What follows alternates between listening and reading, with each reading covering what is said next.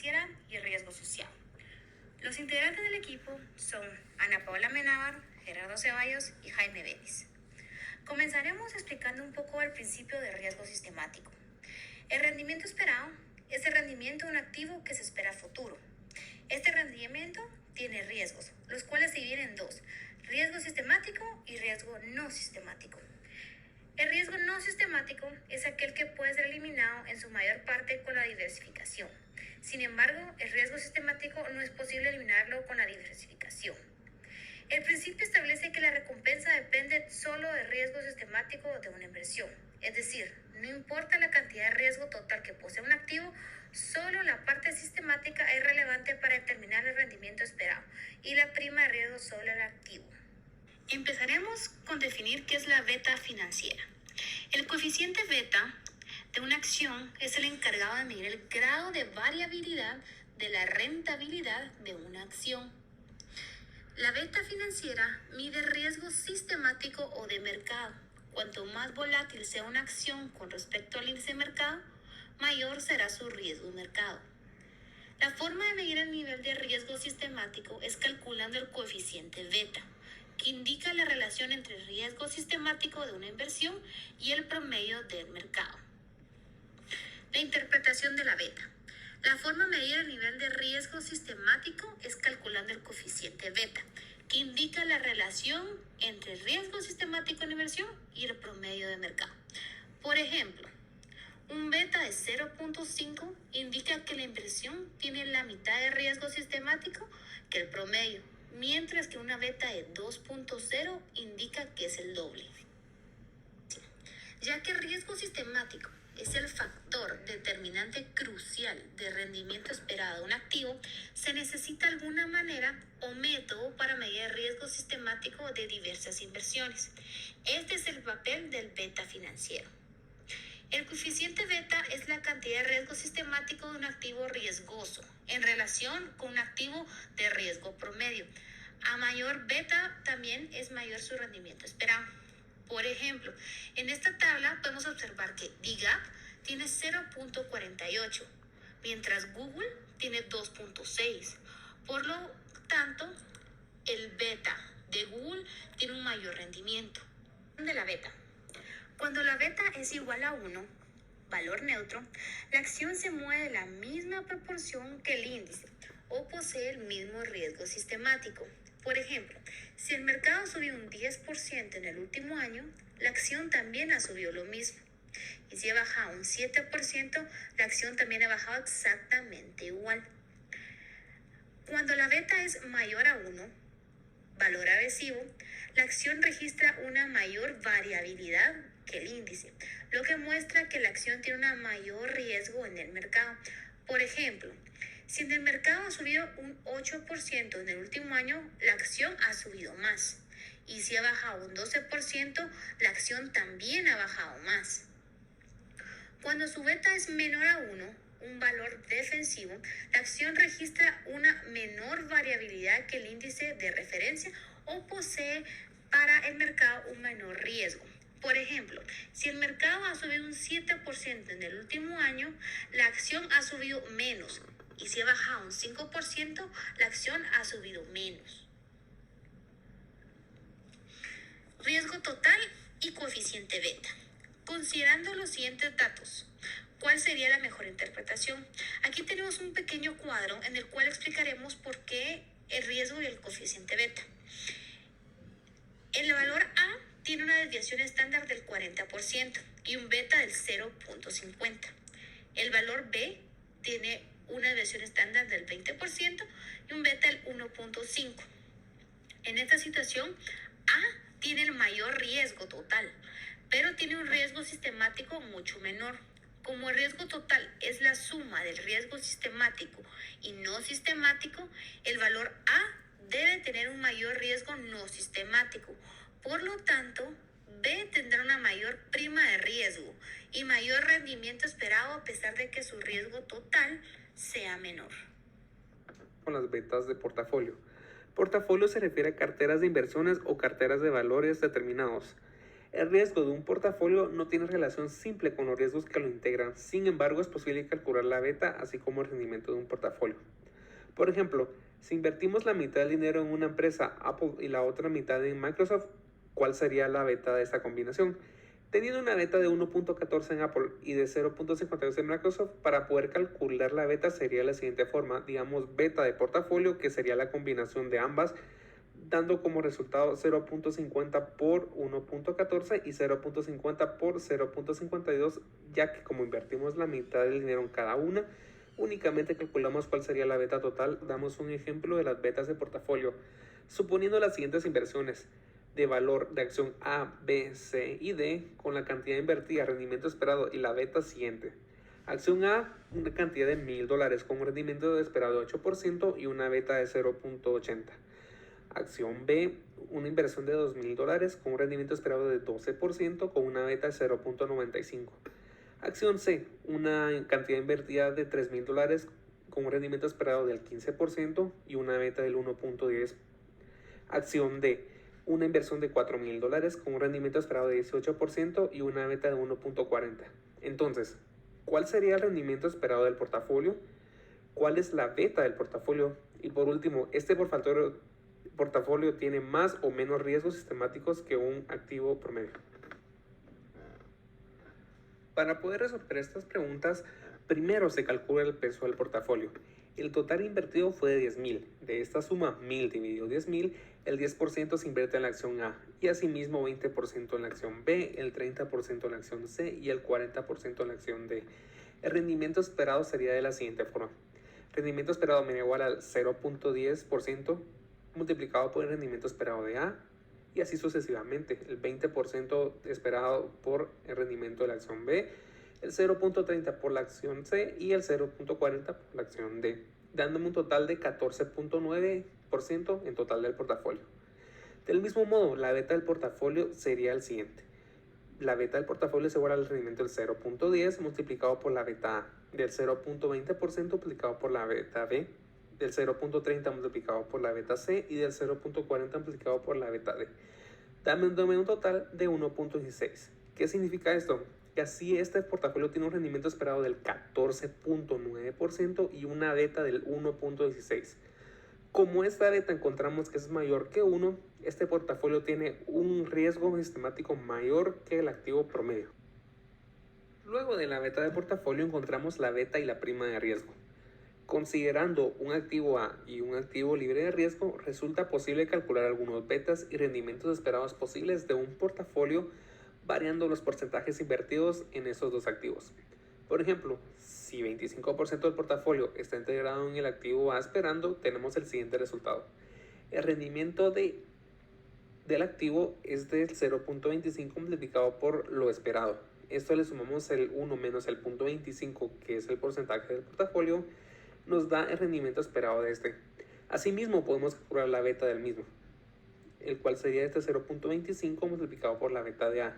1 menos 0.25, encontramos que la beta del portafolio, en este caso con la prima de riesgo, sería el 0.40. Luego encontramos la beta con tasa libre de riesgo. Tenemos un ejemplo bastante sencillo. Un inversionista tiene 100 quetzales y pide otros 50 a 8% de tasa libre de riesgo.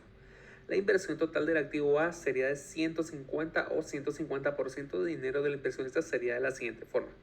El rendimiento esperado de 1.50 por el rendimiento esperado del activo A más 1 menos 1.50 multiplicado por el rendimiento. Esto en total me daría el rendimiento esperado del 26%.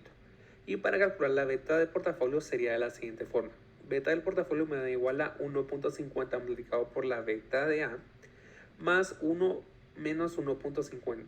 Este resultado me daría de 2.4 la beta esperada del portafolio. La razón entre recompensa y riesgo. La razón entre recompensa y riesgo debe ser la misma para todos los activos del mercado. Esto nos lo da una pendiente, la cual podría ser de la siguiente forma.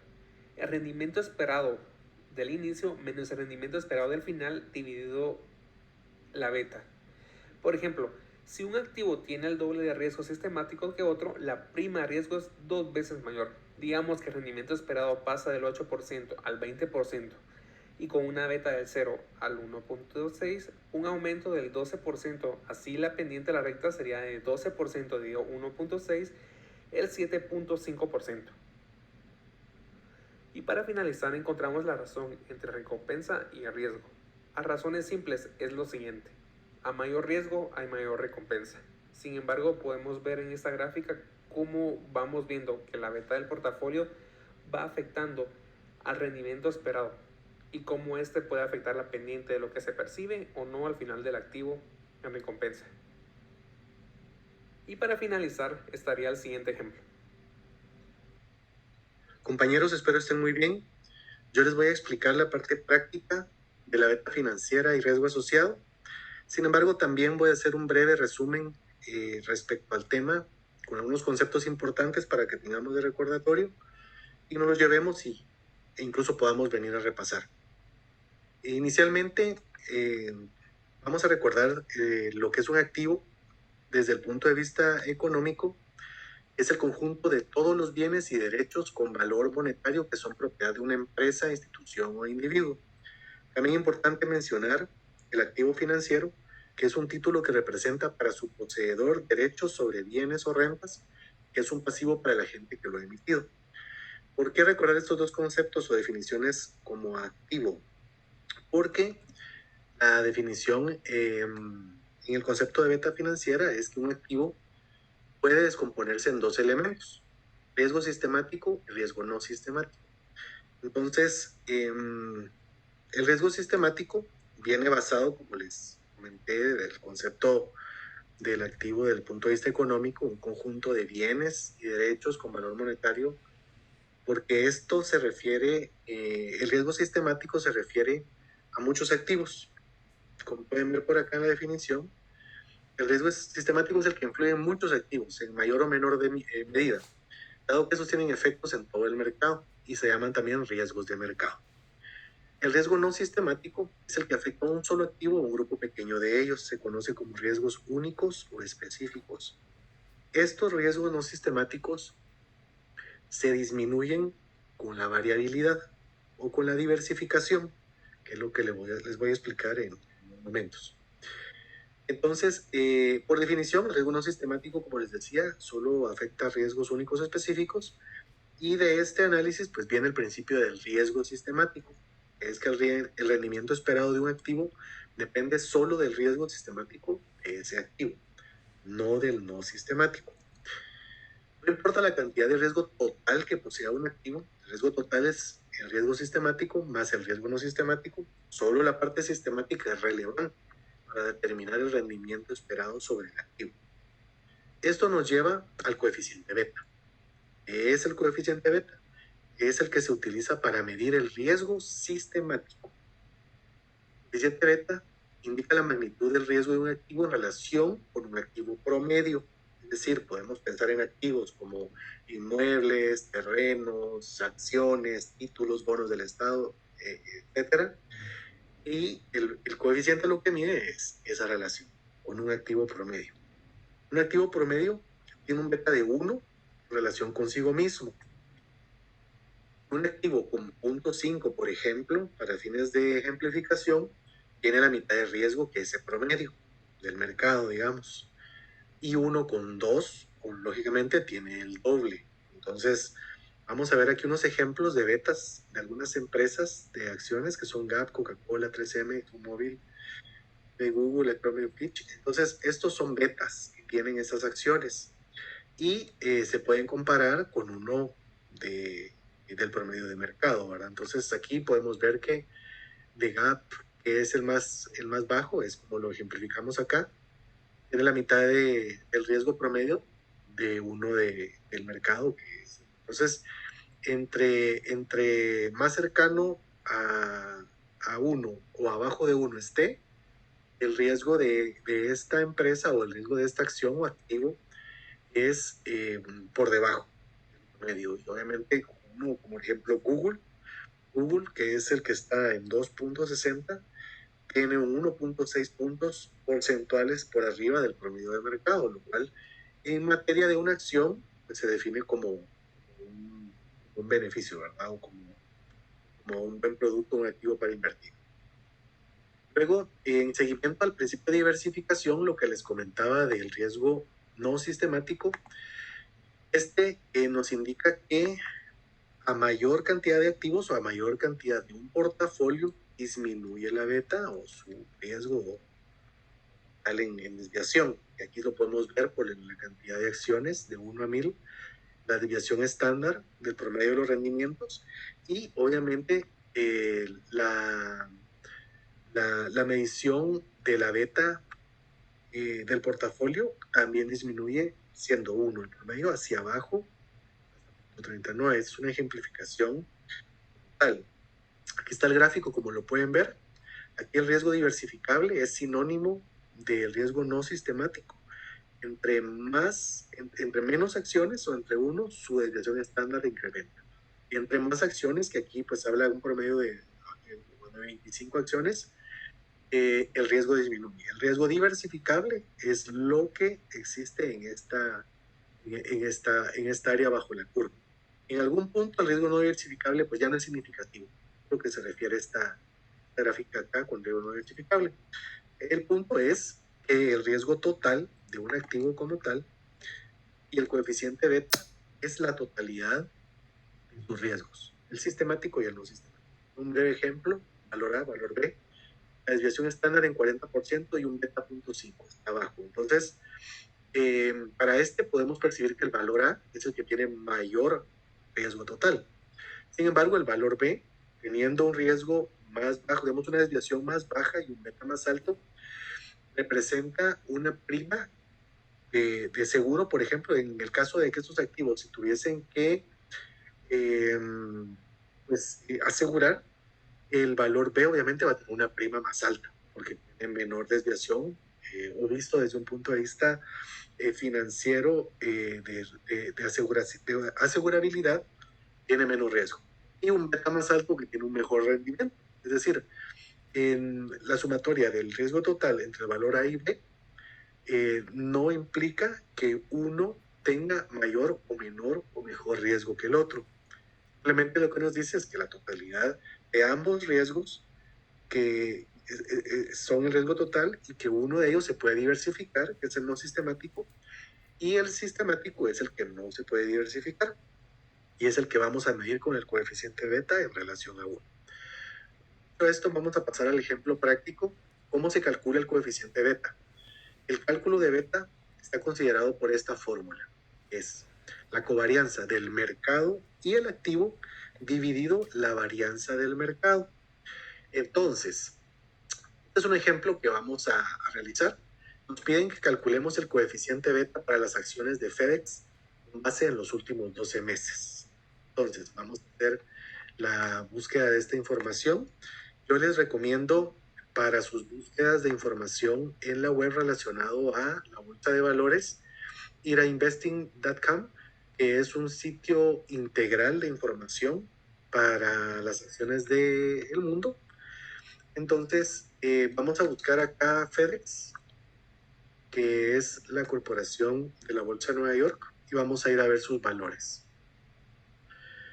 En los últimos 12 meses vamos a considerar que FedEx tuvo en octubre de 2019, un valor de $152.66 por acción. Entonces lo vamos a replicar acá. Para noviembre de 2019, el valor de la acción estaba en 160.05, que es el que está.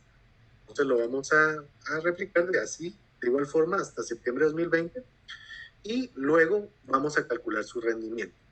Esto es el valor del mes actual menos el mes anterior dividido el mes anterior. Esto nos va a dar el rendimiento mes a mes de la acción basado en crecimiento o en decrecimiento, ¿verdad? Entonces, de igual forma, vamos a ir a hacer la búsqueda de la información para el mercado, que en este caso el indicador es el Standard & Poor's 500, del cual FedEx es parte. Entonces, vamos a ir a buscar el indicador para los últimos 12 meses.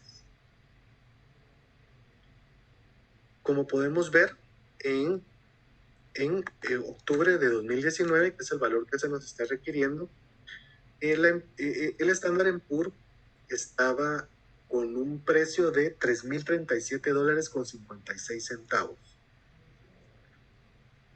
Luego, en noviembre de 2019, el valor del indicador de mercado está en $3,140.98. De la misma forma, replicamos los valores hasta septiembre de 2020. Hacemos un análisis del rendimiento de la misma forma que el del mercado, que el del activo de FedEx, y ya con esto tenemos nuestros datos para aplicar la formulación. La covarianza se da por la fórmula en Excel. Covarianza la pueden encontrar acá en covarianza y nos pide dos rangos de datos. La matriz 1, que sería la de FedEx, que es el activo que estamos evaluando, y la matriz 2, que es el activo del mercado, que es el Standard & Poor's 500.